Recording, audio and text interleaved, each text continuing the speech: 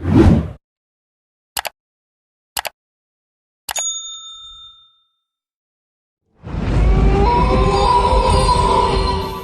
लोक कहानी दहशत की।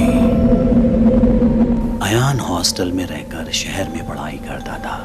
पता नहीं क्यों उसकी माँ नहीं चाहती थी कि वो अपने घर में रहकर पढ़ाई करे। गर्मियों की छुट्टियां होते ही वो घर आया हुआ था।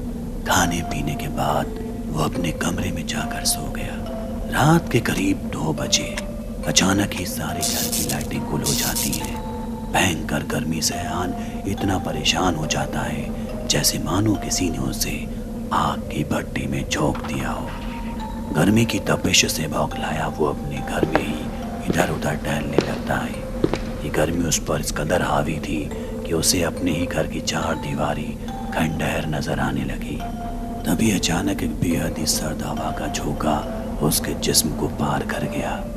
इस एहसास ने मानो उसे जहन्नुम में जन्नत का एहसास करा दिया था।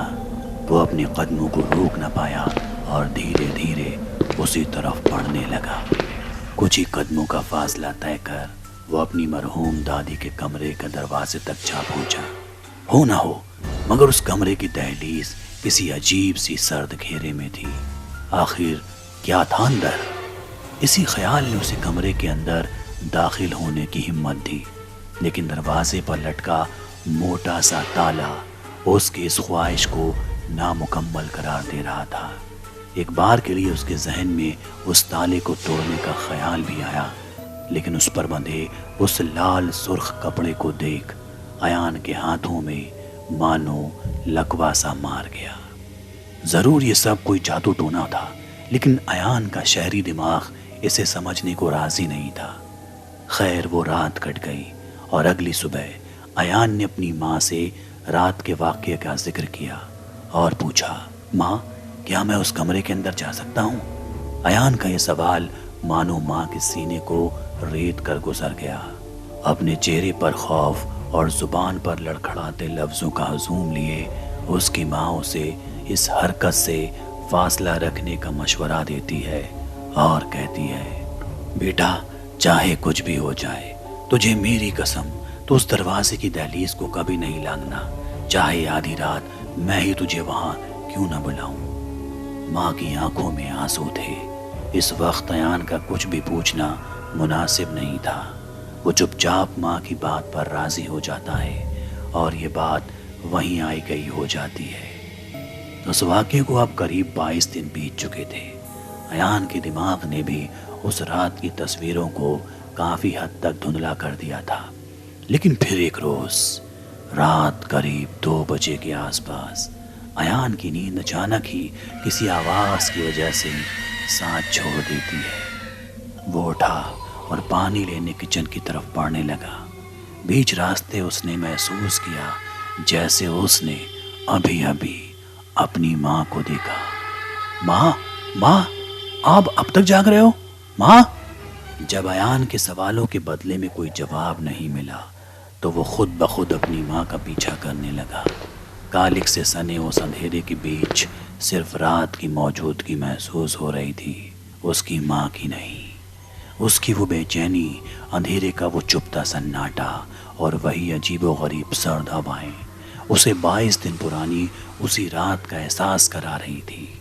तभी उसे फिर से अपनी माँ दिखी, लेकिन इस बार वो एक कमरे के दरवाजे को पार कर अंदर घुस गई। जब अयान उस कमरे के दरवाजे के करीब पहुंचा तो उसे इस बात का इल्म हुआ कि ये कमरा तो दादी का है और उसके पैर वहीं थम गए। जब कमरे में उसने झांक कर देखा तो उसकी माँ एक बड़े से आईने में देख अपने बाल बना रही थी और उसका अक्स एकटक अयान की तरफ नजरें गड़ाए खड़ा था। अचानक वो बोली, अंदर आ जाओ बेटा, माँ के पास आओ, देखो पापा भी बुला रहे हैं।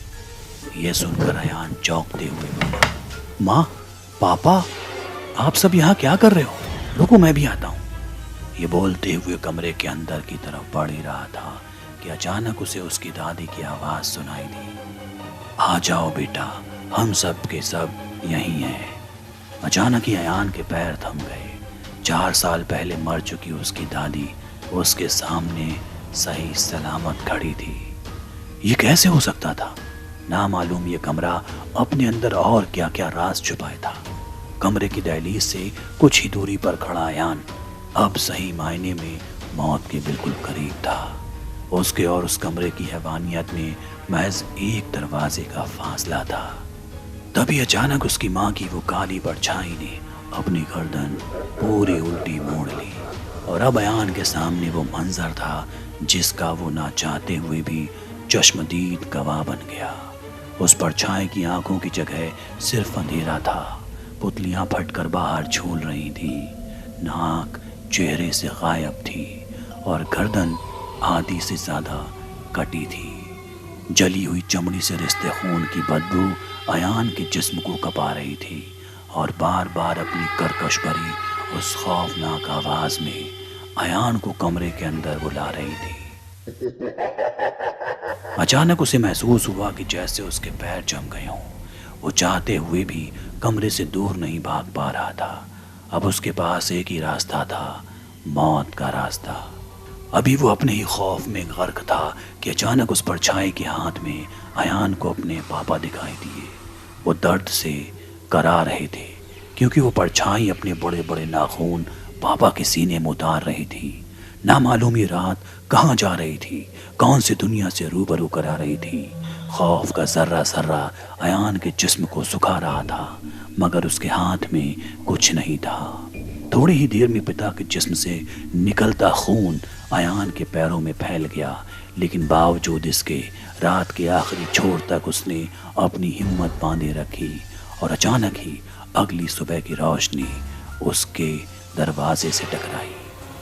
ایان کی آنکھوں کے سامنے دیکھتے ہی دیکھتے وہ دروازہ بند ہو گیا اور اس پر وہ لال سرخ کپڑا پھر جا لپٹا۔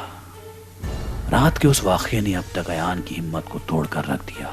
جب اگلی صبح اس نے اپنی ماں کو صحیح سلامت اپنی قریب دیکھا تو وہ ان سے جا لپٹا اور ایک ایک واقعہ انہیں تفصیل سے سنانے لگا۔ ماں نے سب کچھ سنا اور پھر اسے اس دروازے کے پیچھے کی حقیقت سے روبرو کرایا۔ اس نے بتایا کہ یہ کمرہ اس کی دادی کا ہے۔ اس کی دادی 4 سال پہلے تک وہیں رہا کرتی تھی۔ ان کی موت کے بعد اسے بند کر دیا گیا تھا کیونکہ اسی کمرے میں وہ کالی ودیا کا پاٹھ کر بھوت پریتوں اور چڑیل ڈائنوں کو خوش کیا کرتی تھی۔ اپنے انتم وقت میں انہیں معلوم تھا کہ ان کے جانے کے بعد یہ پوجا پاٹھ بند ہو جائے گی اور اس کے بعد یہ بری آتمائیں باہر آ جائیں گی۔ اس لیے انہوں نے اس کمرے کو ہمیشہ ہمیشہ کے لیے بند کر دیا۔ لیکن جب ایک رات تم اٹھ کر اس کمرے کے قریب گئے تو ان آتماؤں کو ان کا نیا شکار مل گیا، جسے پانے کے لیے وہ کل رات کسی بھی حد تک گزر گئی۔ لیکن ایان کی ہمت نے ان کے منصوبوں کو کامیاب نہیں ہونے دیا اور ایک بار پھر ان بری شکتیوں کو اسی دروازے کے پیچھے قید رہنا پڑا۔